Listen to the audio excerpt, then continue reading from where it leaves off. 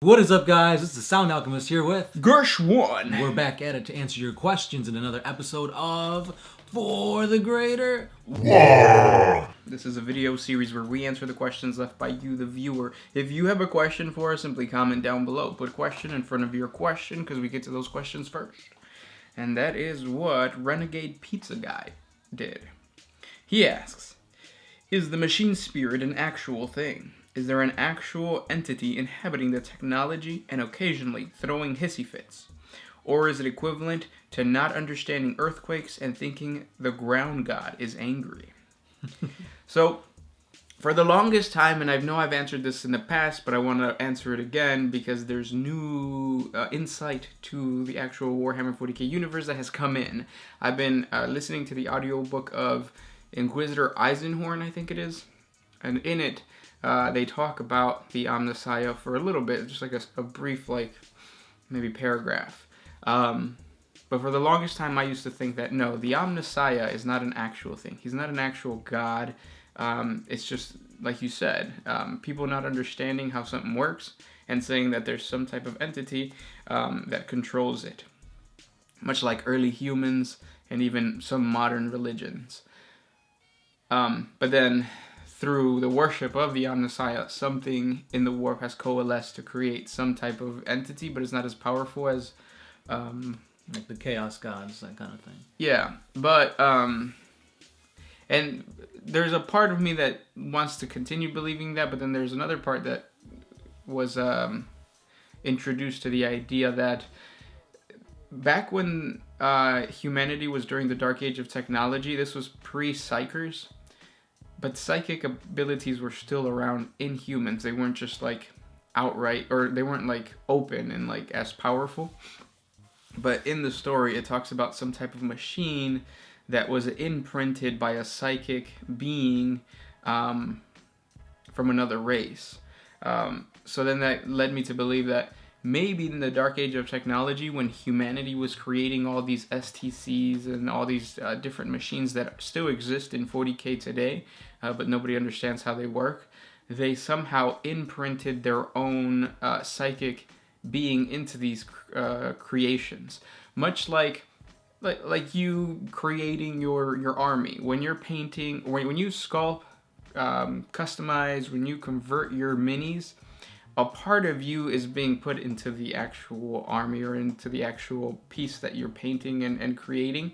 And maybe, because as currently, we're not, of course, psychers, but maybe there's a small little bit of us that is imprinted into the actual miniature, and that holds some type of power, if that makes sense. Does that make sense? No, I get what you're trying to say, yeah.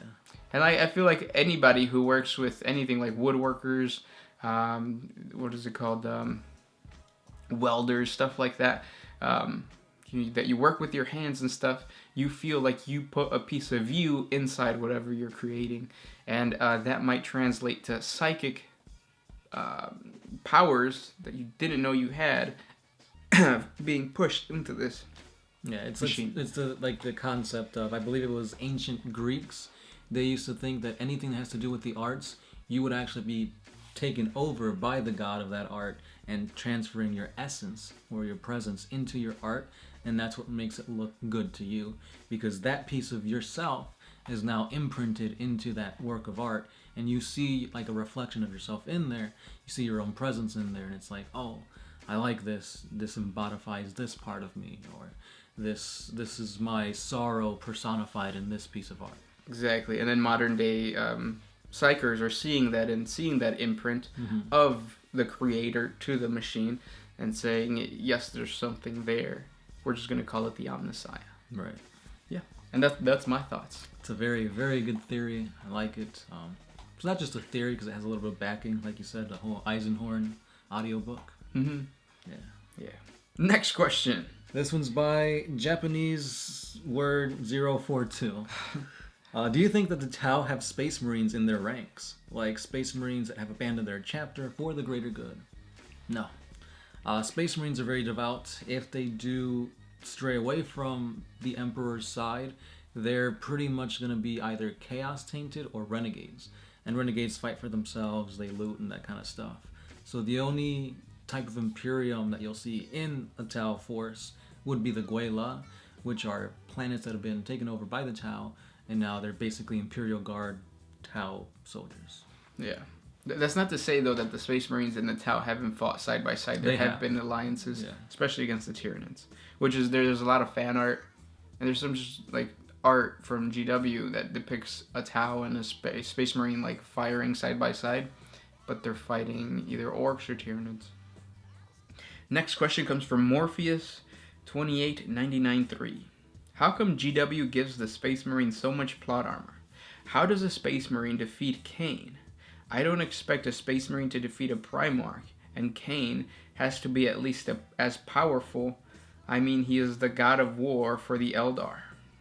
So you're not actually fighting, when you fight Cain, you're not fighting Cain, you're fighting an avatar. Right. A lot of times it takes a person or a statue to be imbued with the power of Cain. So it's like the god giving you... Well, think of it this way. It's like a bloodthirster. It has been blessed by Khorne, and it's out there fighting, but it's not Khorne himself. Exactly. That's kind of what it is. Yeah. And then why does GW give them plot armor? Because that's what they are. They're Space Marines. They're the poster boys for GW. Yeah.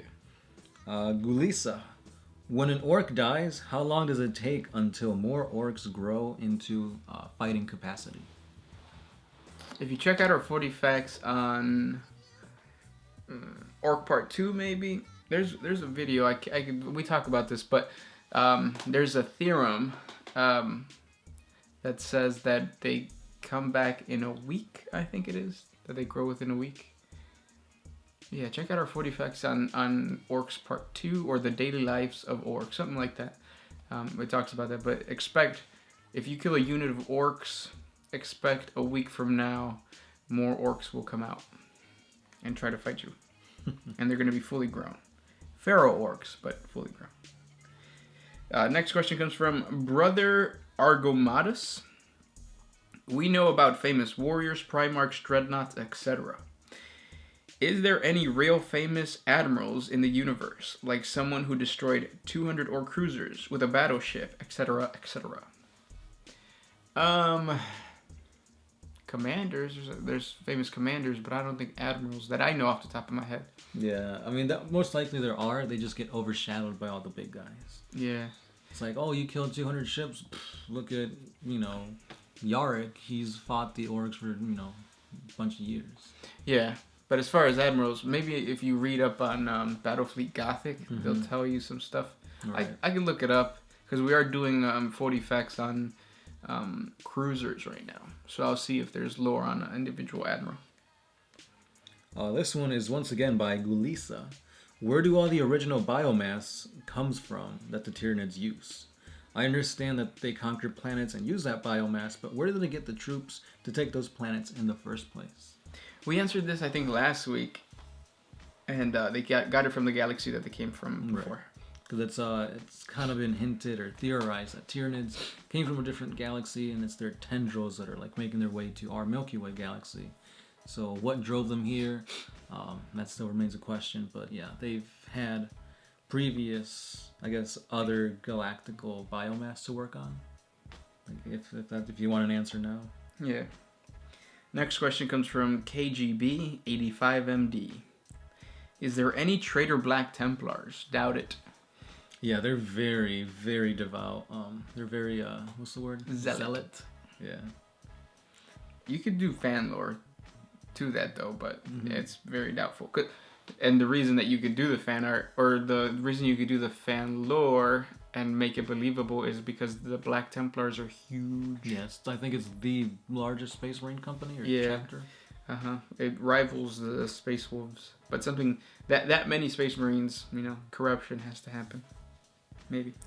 Pitten Ween. What would happen if the Emperor ate a Kroot? Ha ha ha.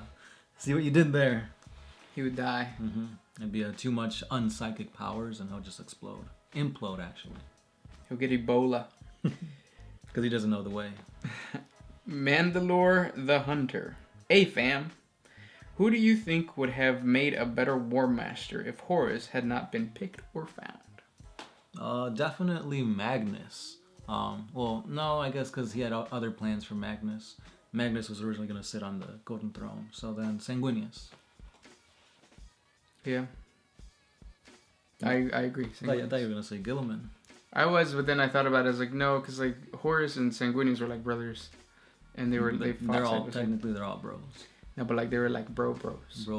Because in the lore, it actually says that some Primarchs like only spoke to other Primarchs as like, you know, just hi, bye, stuff like that. Can you imagine that? Like if you have a brother or sister and like you've never talked to them except for maybe once at a Christmas party.